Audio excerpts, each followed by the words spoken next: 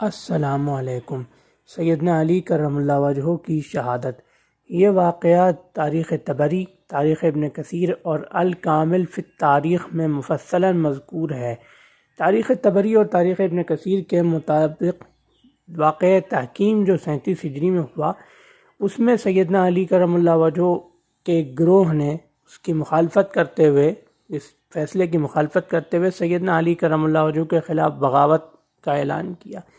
یہ گروہ بعد میں خوارج کہلایا۔ سن 40 ہجری میں جب سیدنا علی کرم اللہ وجہہ اور سیدنا معاویہ رضی اللہ عنہ کے درمیان صلح ہوئی، تو اسی خوارج گروہ کے 3 سرکردہ سرداروں کو اس کام پر لگایا گیا۔ یعنی خوارج گروہ نے یہ فیصلہ کیا کہ دنیا اسلام کے 3 بڑے امراء کو بیک وقت قتل کر دیا جائے، یعنی سیدنا علی کرم اللہ وجہہ، سیدنا امیر معاویہ رضی اللہ عنہ اور سیدنا عمرو بن العاص رضی اللہ عنہ۔ ان تینوں کو شہید کرنے کے لیے الگ الگ مقامات سے الگ الگ لوگوں کا انتخاب کیا گیا، جن میں عبد الرحمن بن ملجم المرادی کو سیدنا علی کرم اللہ وجہہ کو شہید کرنے کا کام سونپا گیا۔ یہ شخص سیدنا علی کرم اللہ وجہہ کو شہید کرنے کے لیے کوفہ میں داخل ہوا، اور کوفہ کی جو مسجد تھی، جامع مسجد، اس میں یہ رات کے کسی پہر آ کر بیٹھ گیا، چھپ کر بیٹھ گیا تاکہ کسی کی اس پر نظر نہ پڑ سکے۔ جب سیدنا علی کرم اللہ وجہہ لوگوں کو نماز کے لیے اگلے دن صبح بیدار کرتے ہوئے مسجد میں تشریف لائے، تو ایک روایت میں یہ آتا ہے کہ ابن ملجم نے اس وقت جب سیدنا علی کرم اللہ وجہہ نماز شروع بھی نہ کر سکے تھے، یعنی آپ نے نماز شروع نہیں فرمائی تھی، امامت شروع نہیں فرمائی تھی، اسی وقت ابن ملجم نے زہرآلود تلوار سے سیدنا علی کرم اللہ وجہہ پر وار کیا، جس سے آپ شدید زخمی ہو گئے۔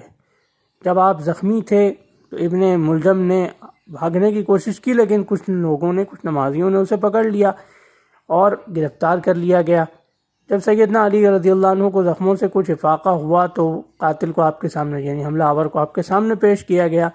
آپ رضی اللہ عنہ نے دیکھا کہ اس کی ہاتھوں میں زنجیریں، رسیاں بڑی کس کے بندھی ہوئی ہیں اور وہ بہت بےتاب ہو رہا ہے، تو آپ نے فرمایا اس کی رسیاں ڈھیلی کرو، اور پھر یہ بھی فرمایا کہ میری کیفیت دیکھ کر فیصلہ کیا جائے، اگر میں ان زخموں سے جاں بحق ہو جاؤں، میں ٹھیک ہو جاؤں، بہتر ہو جاؤں، تو میں خود اس کا فیصلہ کروں گا کہ مجھے کیا سزا دینی ہے، وہ میں فیصلہ کروں گا۔ لیکن اگر میں وفات پا جاؤں، ان زخموں کی وجہ سے شہید ہو جاؤں، پھر میرے قصاص میں اس کو قتل کیا جائے، اس سے پہلے اس کا کوئی فیصلہ نہ کیا جائے۔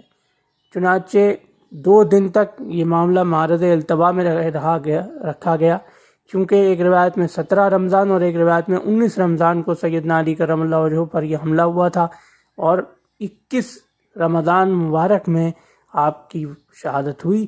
تو جب رمضان المبارک کی 21 تاریخ کو سیدنا علی کرم اللہ وجہہ شہید ہو گئے، تب آپ ہی کی وصیت کے مطابق سیدنا حسن بن علی رضی اللہ عنہما نے ابن ملجم کا کام تمام کر دیا۔ تو یہ تھی سیدنا علی کرم اللہ وجہہ کی شہادت کے پرملال واقعے کی ایک مختصر تفصیل۔ انشاءاللہ اگلی ویڈیو میں کسی اسلامی واقعے، کسی حدیث شریف، قرآن شریف کی کسی آیت یا کسی سورت کے شان نزول کے ساتھ حاضر خدمت ہوں گے۔ اللہ حافظ۔